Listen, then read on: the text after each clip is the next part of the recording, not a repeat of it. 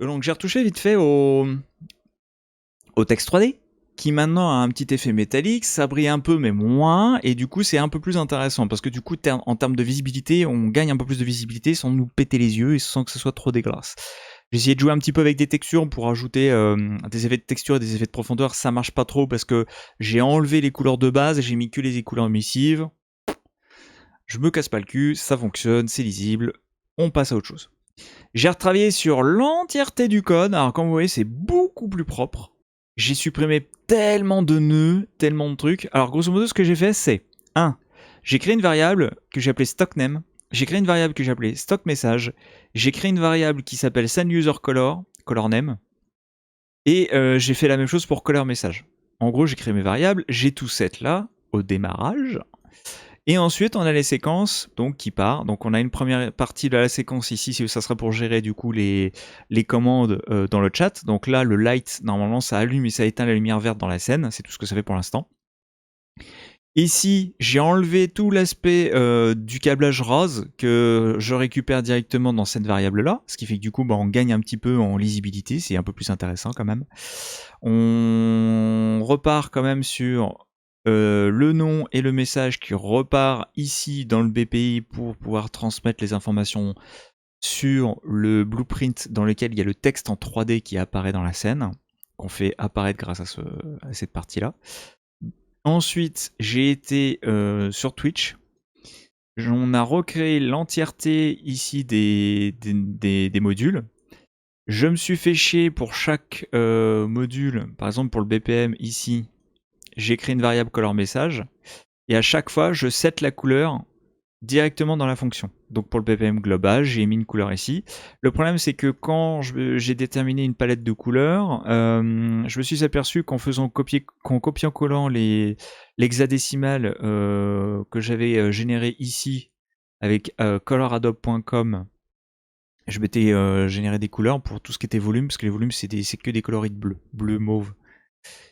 Et ben, en copiant-collant en fait l'hexadécimal, ça marche ici, mais du coup j'étais couillé quand je voulais récupérer la couleur, parce que quand je copie le hexadécimal linéaire ici, et que je voulais le coller ici, quand je modifie, en fait on peut choisir la couleur de l'estampillage, là. En fait lui il veut un hashtag devant.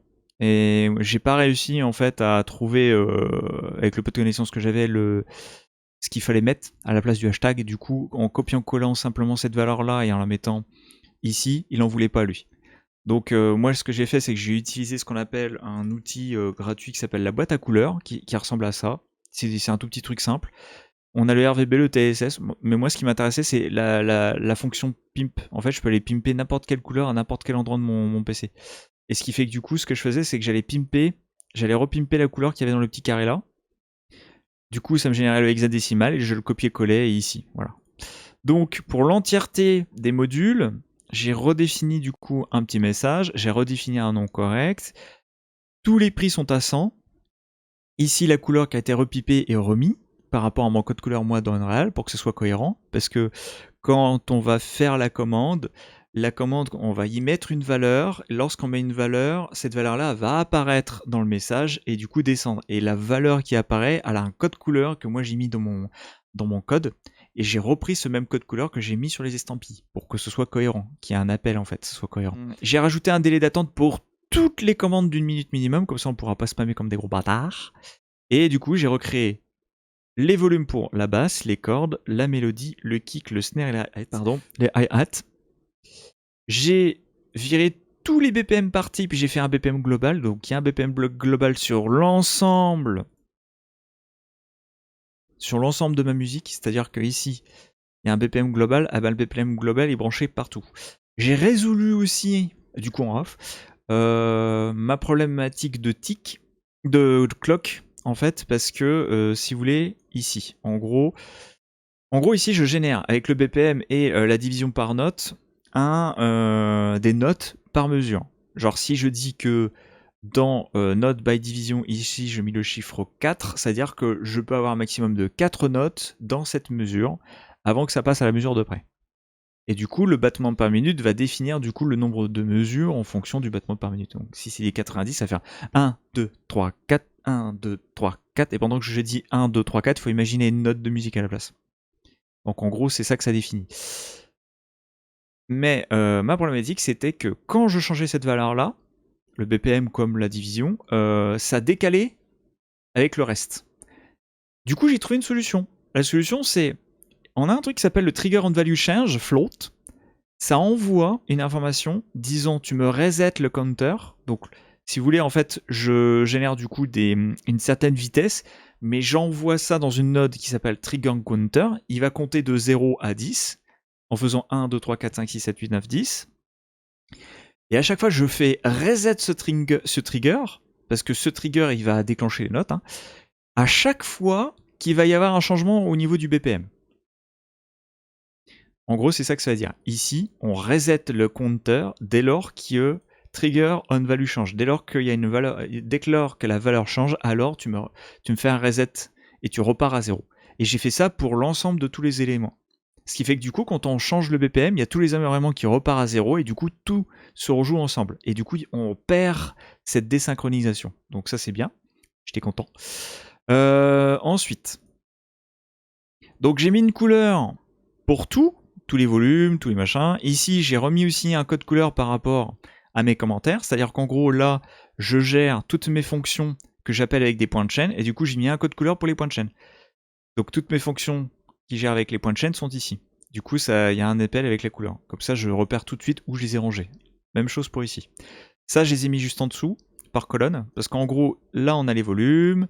Là, on a la gestion du BPM. Et là, on a le changement de scale, c'est-à-dire le changement des notes. Ici, on a le changement des patterns pour les hi-hats, le kick et les snares. Avec moi, mon petit rappel de qui correspond à quoi, parce qu'il faut que je fasse le panel aussi. Donc tout ça, ça fonctionne. J'ai fait le test, tout marche, tout fonctionne nickel. Du coup, j'ai enlevé tous les câbles roses, j'ai pu réorganiser mes trucs correctement. Celui-là, il est neutre pour le moment, c'est la reverb, c'est l'effet de la reverb, parce que je vais revoir le système. Là, pour le moment, il fonctionne plus, il est plus relié. Et enfin, on a l'activation de la light green qui, elle, fonctionne encore et que j'ai relié également au code couleur, voilà, avec le code. Bon, il y a un peu moins désaturé, mais grosso modo, c'est ça, quoi. Le seul truc que j'ai pas pu délier, c'est cet aspect où il faut que impérativement, dès lors qu'il y a une commande qui soit passée ici ou ici, il faut que ça soit rejoint ici sur cette partie-là, qui est en fait la partie qui récupère les informations dans le chat Twitch pour pouvoir ensuite envoyer cette information-là pour faire changer le texte en 3D au moment où ça descend. Voilà. Donc j'ai fait des reliés, j'ai fait des petites notes, j'ai fait ma petite cuve, et puis il fonctionne bien, hein, c'est propre, voilà. Ensuite, en ayant recréé toutes ces valeurs-là, enfin tous ces points de chaîne-là, et en remettant tous les codes couleurs, forcément les idées ont changé, donc j'ai lancé le truc, j'ai activé chaque point de chaîne un à un pour avoir mes idées, pour pouvoir les relier aux bonnes fonctions, et le tour est joué. Ensuite, qu'est-ce que j'ai fait ? J'ai fait quelques changements dans ma musique, là je la trouve un peu plus sympathique, donc du coup elle démarre comme ça, mais toutes les valeurs sont changeables. J'ai clampé certaines valeurs, et au niveau de l'information, je dois faire encore des panneaux. C'est-à-dire que ici sur la page principale, dans la partie bio, on retrouvera normalement le scale des notes. C'est-à-dire ici, en fait, il y a ce panneau-là qui doit être ça et ça. Je réfléchis encore à comment je vais le faire parce qu'on peut pas, genre, j'ai fait un truc où il y a ça en haut, les deux trucs en dessous qui se suivent, mais du coup toute la longueur il veut pas. On est limité en termes de taille, donc je vais trouver une solution. Je pense que je mettrai un seul bouton, que ça s'appellera Information globale musique, et quand on cliquera dessus, il y aura la liste des scale notes, la liste des patterns, bla bla bla bla, et voilà. Je pense que je vais rajouter aussi la commande directement dans le chat via Moobot, c'est-à-dire que dès lors qu'on fait point d'exclamation information musique, ça va envoyer le lien qui nous permettra d'avoir toutes les images, et comme ça, on sera tranquille. Donc vous remarquerez qu'il n'y a que les trucs de la musique, et j'ai enlevé tout le reste. Tout est à 100, tout a un timer, d'ailleurs je vais vérifier vite fait. Tout a un timer. Je pense que je mettrais peut-être une icône aussi à la place. C'est-à-dire que là, j'ai une petite icône de volume. Bah, tout ce qui est volume, il y aura un petit truc comme ça. Du coup, il y a une attente d'1 minute. C'est-à-dire que dès lors qu'un viewer utilise une des commandes, il faut attendre un cooldown d'1 minute avant de pouvoir la réutiliser. On verra à l'usure si une fois que je vais mettre ça dans sur la partie musique de Twitch et qu'il y a des gens qui viennent, qui testent des trucs et que voilà, en fonction des tests et en fonction de comment les gens les utilisent, je pense je vais prendre des notes et potentiellement réadapter mon code ou réadapter l'interaction que les viewers ont avec mon système actuel pour voir un peu ce que ça donne, pour voir un peu si c'est améliorable ou non. En l'état, ça va rester comme ça. Je vais rajouter des trucs, je vais encore modifier des choses. Par exemple rajouter des nouvelles musiques, essayer de pouvoir créer une commande pour pouvoir changer de type de musique, rajouter des éléments visuels parce que là par exemple on a une planète, on a un cœur, on a un balai de particules, il faut que je modifie tout ça et j'aimerais bien rajouter des lupiotes qui éclairent bien dans le sens que je veux, et il faut que je rechange aussi l'autre métasonde que j'avais créé pour remettre les mêmes valeurs parce que du coup il faut que je crée un template de métasonde où en fait on aura tout le temps les mêmes variables, comme ça je vais pas me prendre la tête. Ça sera tout le temps les mêmes noms de variables et comme ça je suis sûr et certain que ça marchera et que ça appellera les bonnes choses.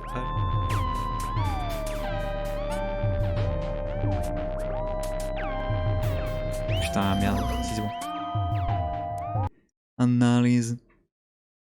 Ah oui c'est vrai que je n'ai toujours mis là. Alors. Musique. Ouais. Source et c'est musique. Donc.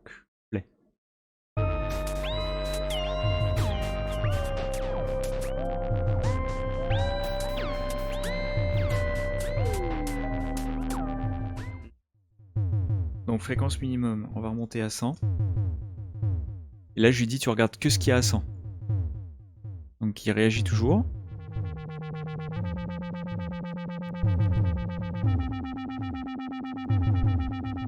Bon, au moins là j'ai la réactivité que je voulais.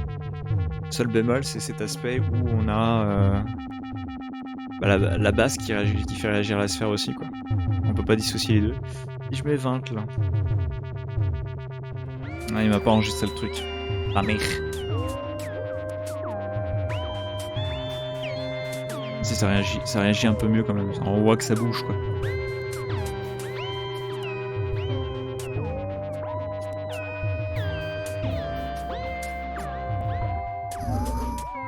La planète elle a disparu.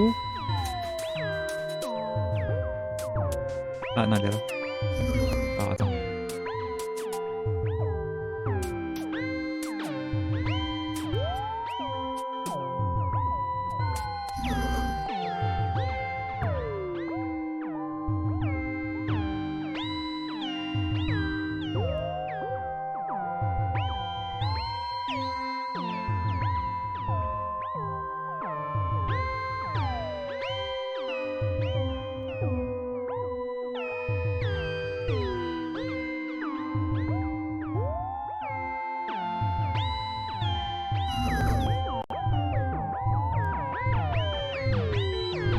Et la couleur de la valeur change en fonction de ce que tu changes.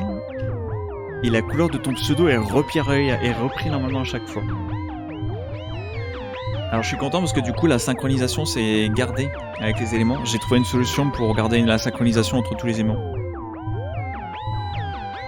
Alors il y a un délai d'1 minute entre chaque élément par contre. C'est le seul truc que je suis obligé d'imposer parce que si on se retrouve à 10 ou 15, ça devient vite un bordel en fait. Là il faudrait que je retravaille du coup le deuxième fichier métasonde. Maintenant il faut que je travaille, faut que je trouve en fait des éléments à activer ou à désactiver. Faut que je travaille sur l'intégration d'effets comme le flanger, la reverb, différents types de LFO pour les flangers peut-être, je sais pas, faut que je voie. Surtout quand on avait certains paramètres qui s'appliquaient au changement de genre 16 mesures. Alors là toutes les mesures du coup sont à 4. J'ai un input où je peux faire changer le nombre de mesures auprès des personnes. Mais j'ai peur que ça foute la merde. Parce qu'en gros, y a un truc que j'ai pas testé. Je vais regarder. Pareil, je vais le mettre dans une... Pareil, je vais le mettre dans une fenêtre à part pour que je puisse continuer à travailler sur le projet. Je pense pas mettre carrément une commande pour changer tout le type du rythmique d'un coup. Non, je préfère justement que la pattern soit différente. C'est-à-dire, par exemple, j'ai trouvé que 7 patterns différents et qui sont pas encore explicitement indiqués dans un panneau, chose qu'il faut que je fasse aussi.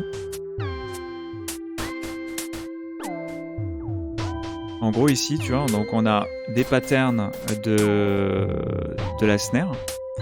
On a du coup des index qui font en fait un boulin, parce que grosso modo ça c'est le séquenceur quelque part. En gros avec des boulins qui valident tu le joues pas, tu le joues pas sur une mesure à 16 sur une mesure 16. Et ils sont tous sur une mesure 16.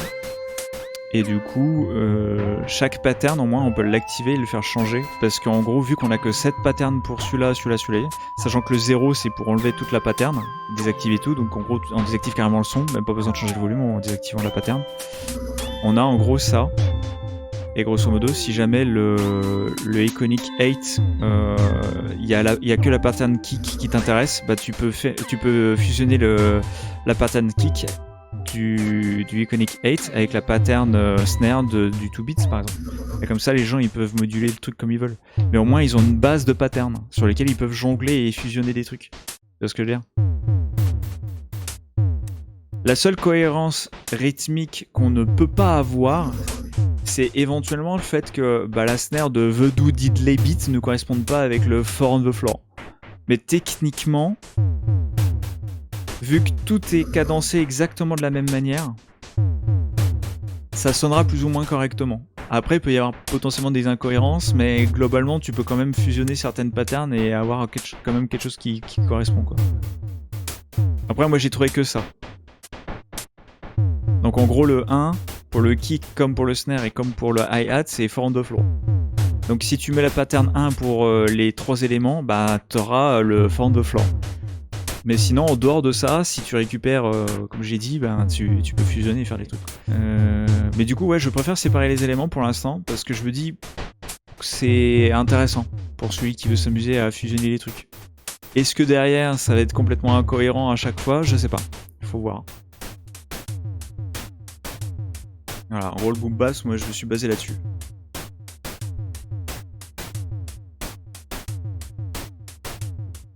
Number 5, boom bap. Le seul truc que j'ai pas, c'est le roulement.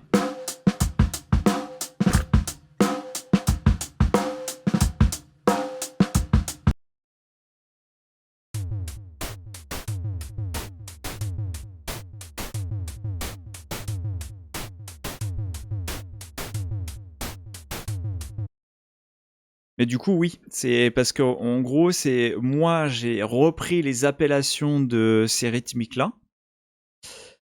J'ai créé des patterns par rapport à ces rythmiques existants déjà.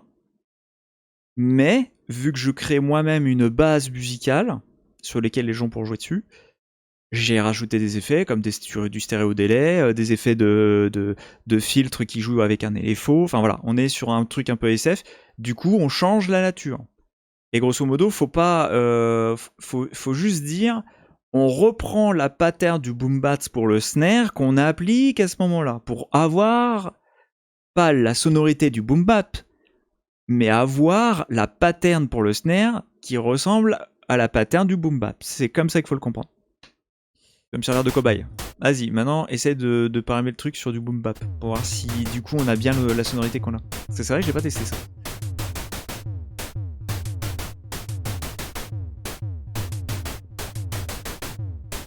Le délai sur le kick, c'est chaud un peu. Le délai sur le kick? Ouais. En même temps, je suis sur de la musique SF, je suis pas sur de la musique pop, moi, à la base.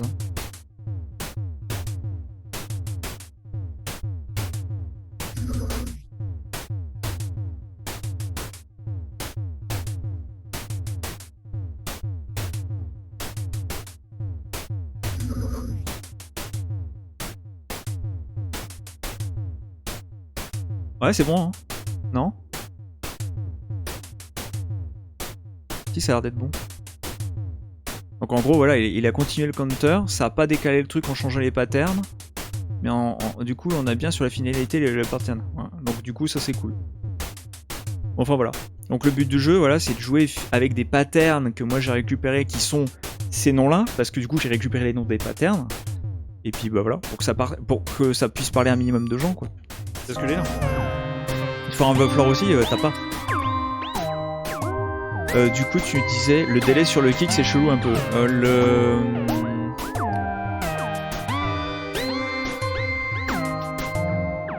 Donc à la base, je voulais un truc qui se promène un peu, mais ouais. Après, pourquoi pas. Donc là, la prochaine étape, ça va être d'essayer de faire en sorte de créer des effets, donc du flanger ou des LFO, etc. D'essayer de les mettre à certains endroits et de laisser les gens la possibilité de jouer avec ou pas. Et je crois que normalement, si on fait cette commande-là, elle devrait plus fonctionner.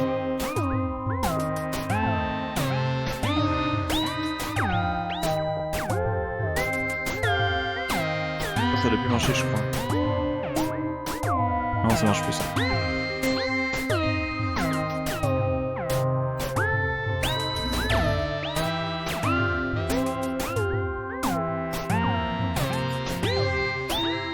Parce quand on est sur de la musique électronique, etc. Après le snare, si moi je lui change la sonorité ou le texture, même si tu mets les paramètres de boom bap, ça ressemblera plus du tout à du boom bap. Mais ça utilisera les patterns du boom bap. Et à la fin, mais ça donnera totalement autre chose, tu vois. C'est le but aussi quelque part.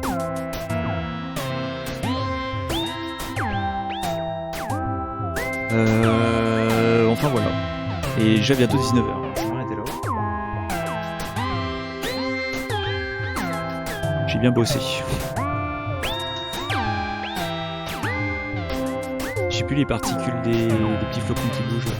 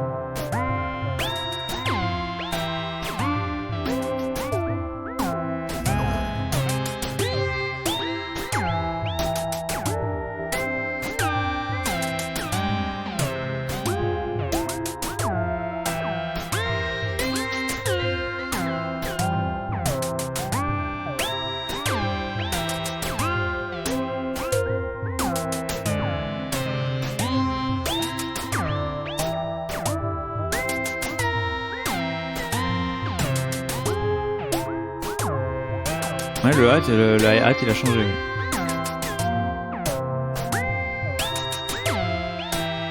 Oui, il est différent tout à l'heure parce qu'en fait, comme j'ai expliqué, je te l'ai expliqué ça.